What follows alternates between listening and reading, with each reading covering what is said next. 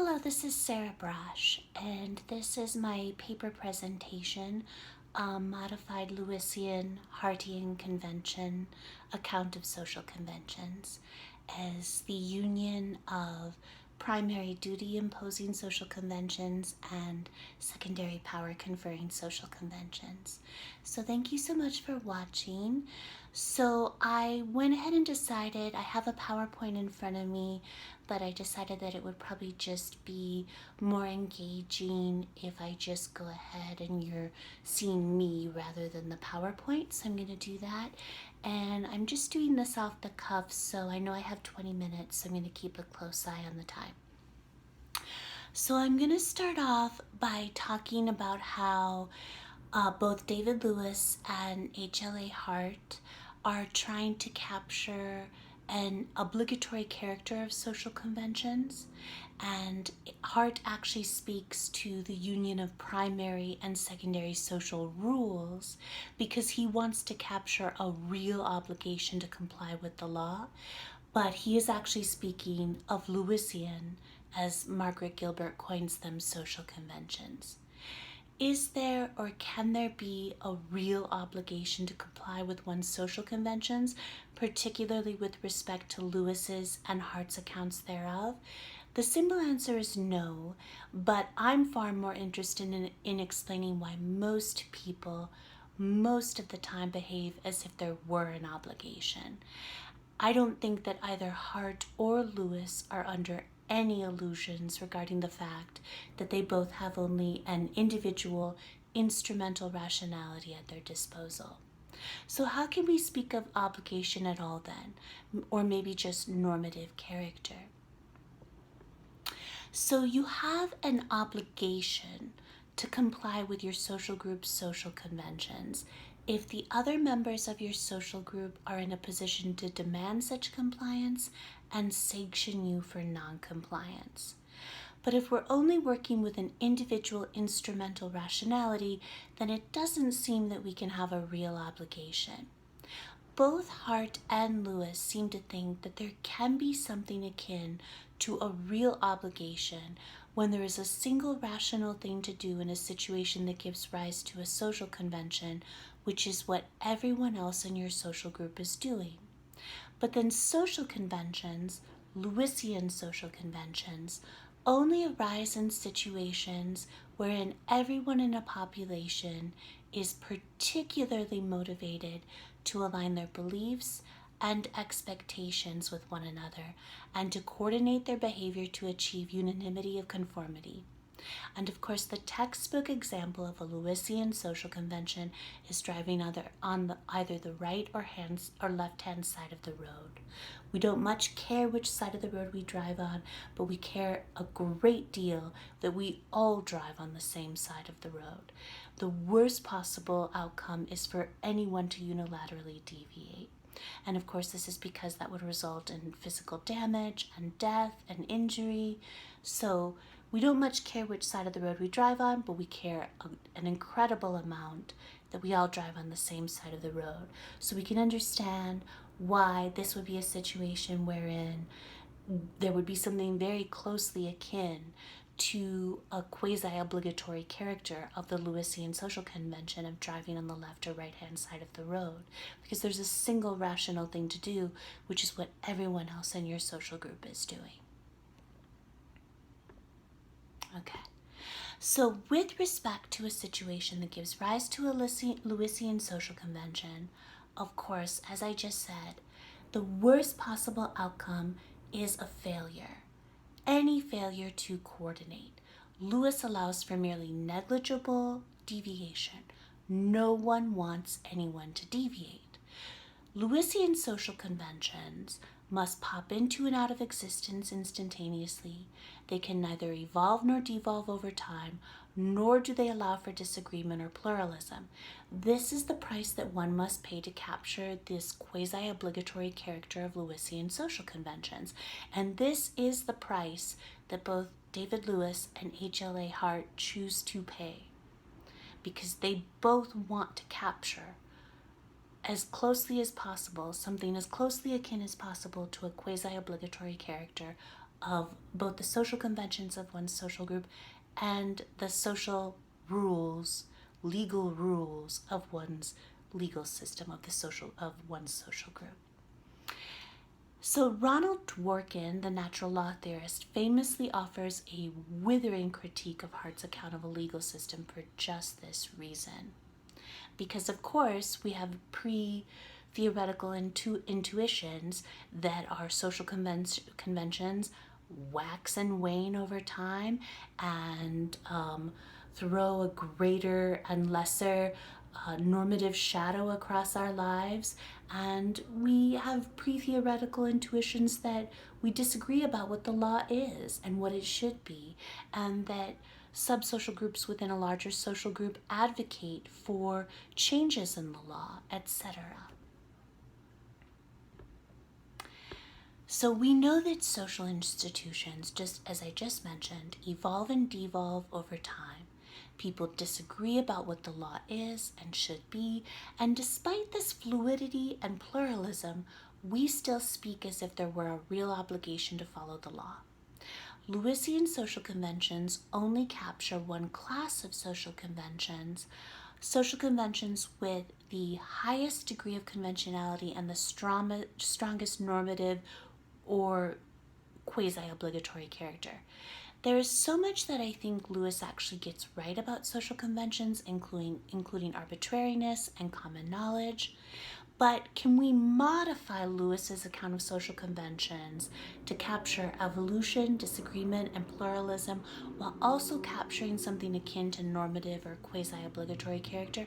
I think we can. I think we can explain both why people act and behave and speak as if there were a real obligation to comply with the social conventions of one's social group, as well as the legal rules of the legal system of one's social group. And I think we can also have an account of social conventions that takes account of the fact that our social conventions and our legal systems wax and wane over time. We disagree about what the law is and what it should be. So that's what we're going to do. So there's 3 steps to modify Lewis's and Hart's accounts of social conventions to do this. Step 1 is to adopt Margaret Gilbert's really astute insight that social conventions are social group constituting. The fact that a population has a social convention constitutes that population as a social group. Step 2 is to recognize the role that practical authority plays. Practical authority makes it known how everyone in the social group will behave. And ultimately, I am going to say that all social coordination requires practical authority. Step 3 is to recognize that all social conventions are step public social goods. Now, this is the case because the authority is going to be a free writing defector. So that is why the social group is going to rest upon an equilibrium point. There are going to be members of the social group who are parties to the social convention, and then there's going to be the authority or authorities of the social group who are the free writing defectors. This is going to be why the social group constituting social convention is a step public social good that rests upon an equilibrium point, and that and for that reason there's ultimately going to be a single rational thing to do for those party to the convention, which is to continue to conform and maintain that step public social good. And while the free writing defectors, the authorities, they have no incentive to conform because they fare better by remaining free writing defectors, but because they are free writing defectors and they are the authorities of the social group, we're going to be able to maintain both common knowledge and arbitrariness, and they're going to be in a position to move the social group to alternate Lewisian social conventions. And this is going to account for both evolution and devolution of the social conventions and the legal systems of the social groups. So combining these 3 steps results in social group and sub-social group constituting social conventions or institutions that rest upon equilibrium points, but that can also evolve and devolve over time. Thus, we have normative or a quasi-obligatory character, and we do not require unanimity. We have severed unanimity from this something closely akin to a normative or quasi-obligatory character, which is what Lewis and Hart both wanted. Okay, great. So the step 1 is that the social conventions are social group constituting. So I disagree with a great deal in Margaret Gilbert's account of social conventions, but I think her insight that social conventions are social group constituting is absolutely astute and brilliant. The fact that a population has a social convention constitutes that population as a social group for that reason alone, if for no other. This is really important for my account. When a population generates a social convention, the population generates a social group. So ultimately what I'm going to say is that the social group, which is constituted by the social convention, is itself a step public social good. And the authority is the free writing defector, and the other members of the social group are party to the social convention, which is the social group itself, which is a step public social good. Okay, so I refer to Gilbert's account of social conventions, really social rules, as a paradigmatic, wholly normative account of social conventions. For her, the obligatory character of social conventions is the paramount essential feature, and she requires neither conformity nor expectation of conformity nor preference of conformity. Gilbert is actually highly critical of Lewisian social conventions, which she refers to as individualistic rather than holistic, and she argues that there can be no obligation to comply with Lewisian social conventions. Okay, so step 2 is the role that practical authority plays.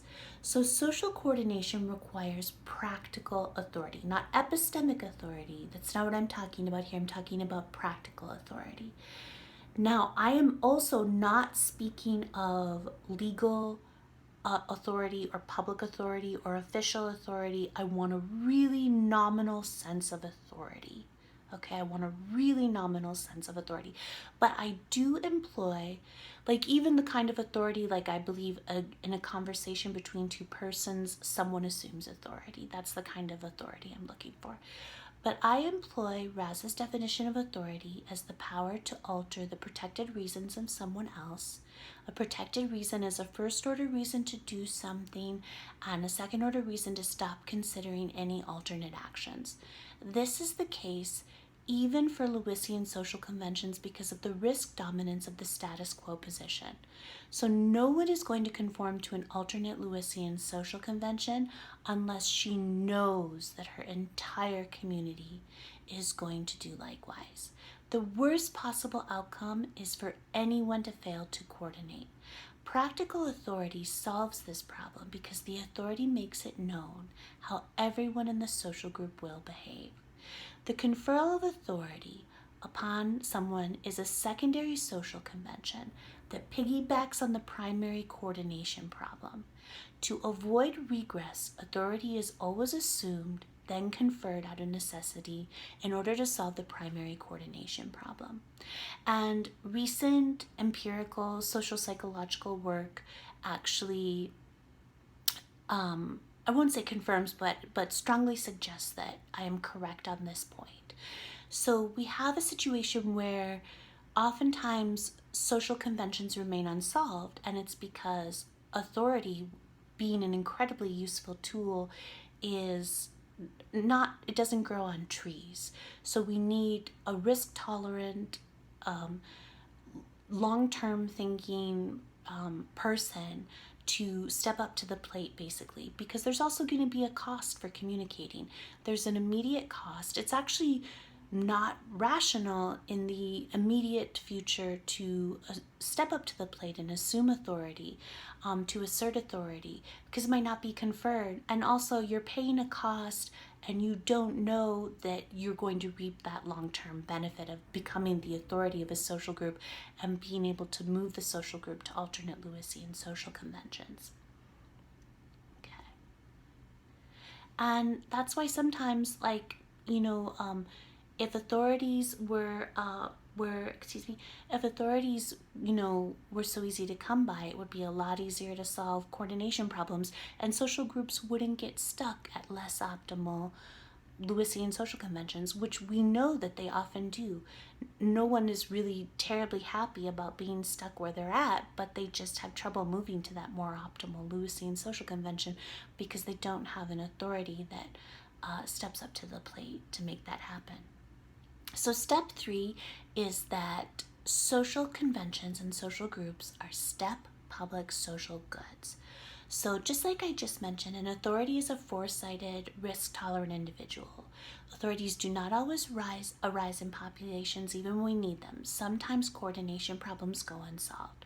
When an authority does arise, it is because someone was able to see that it was in her long-term interest to communicate an instruction to a population at a cost in order to reap the position of being an authority in a social group.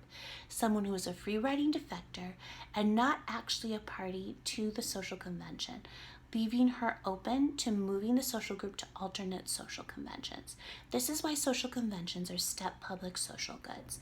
The social group rests upon an equilibrium point immediately upon generating the social group via the social group constituting social convention. There is a single rational thing for the parties to the social convention to do, which is to continue to conform. The authority has no incentive to do anything other than continue to defect. This is why, as I mentioned, we can have this normative quasi-obligatory character without demanding unanimity at every point in time. So it is at least rational, if not obligatory, to affirm your social identity by continuing to confer power upon your authorities in your social group. And ultimately, this is going to be something that I'm going to use to explain that, say, Trump voters are actually being rational. I know it's sort of popular nowadays to say that they're acting against their own self-interest, their own best interest, but they really aren't doing that. And I think that this new account of social conventions explains that. Okay, now that we have an account of social conventions that recognizes that social conventions are social group constituting step public social goods, wherein the social group is itself a social good generated, even if there are others, including free-riding defector authorities with the power to move the social group amongst alternate social conventions, providing arbitrariness and common knowledge, we can have normative, obligatory character without unanimity. There's a single rational thing to do: continue to conform to the social convention if you are a party thereto. If we have normative, obligatory character without unanimity, we can have social groups and sub-social groups evolving and devolving over time, growing and subsiding along with disagreement and pluralism. And then I have just a little bit of time left, and the last thing that I want to talk about is that, so David Lewis has a very specific definition and convention, which is his rational choice-based game theoretic account of social conventions. So what I'm doing is I'm combining that with Hart's account of a legal system, which is the union of the primary duty imposing social conventions of obligation and the secondary power conferring social convention of authority. And so what I'm saying is that actually a social convention is in and of itself a union of these two different types of social conventions. And ultimately, I'm actually going to use that to solve a problem that Hart has in the concept of law respecting his legal positivist account of legal systems, where he actually ends up alienating the general population, the citizenry, from their own legal system in order to capture this quasi-obligatory character of law. Okay, I'm done. Thank you so much for watching. I really appreciate it. I hope you enjoyed this. Okay, bye.